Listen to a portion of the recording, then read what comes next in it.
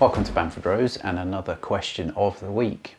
This week it's, should I buy this DBS with these fault codes? So this comes from a pre-purchase inspection that we did on a 2010 era DBS.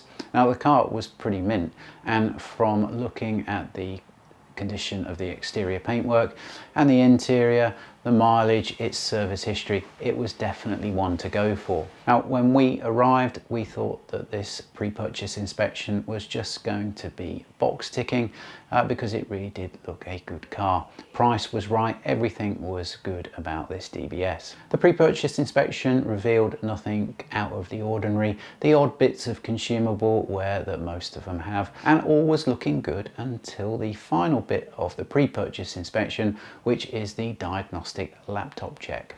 A pre-purchase inspection is a bit of detective work to understand what's gone on the car and make sure that the car is harbouring nothing. And you have to go to the lengths of being a detective because some people do try their hardest to conceal stuff. So when you plug in and you read the fault codes and get no errors whatsoever, that's all great, but you know, we need to dig the surface a little bit deeper.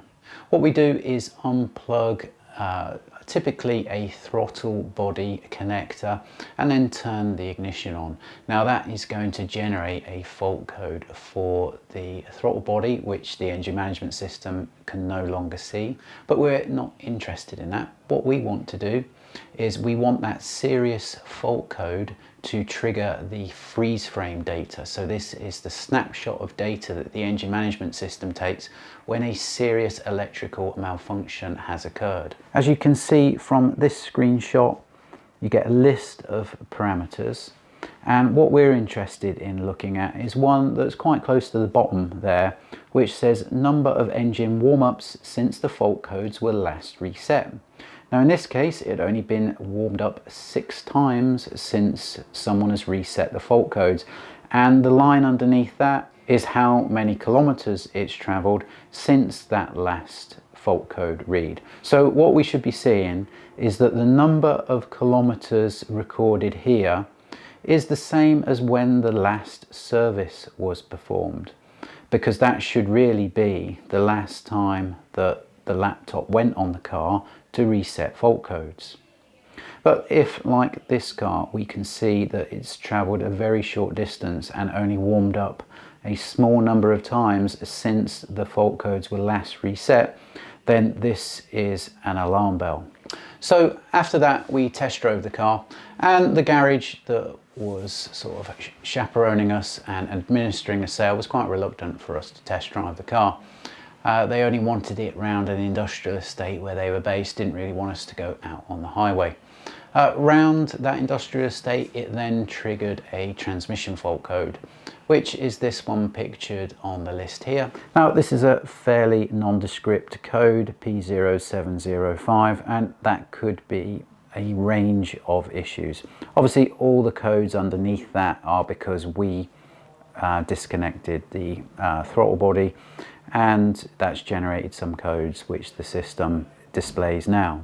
It turned out that this car had a history of the transmission code here being reset, and it was only this level of detective work which uncovered the problem, which caused the vendor to sort of come clean that they'd been resetting this fault code for quite a while. Had that fault not been found by performing the little trick that we do during the pre-purchase inspection, then this would have been one of those classic cases where the used car salesman sells a car perfectly fault-free, and then, oh dear, very shortly into new ownership, there's a fault that keeps developing and triggering fault codes.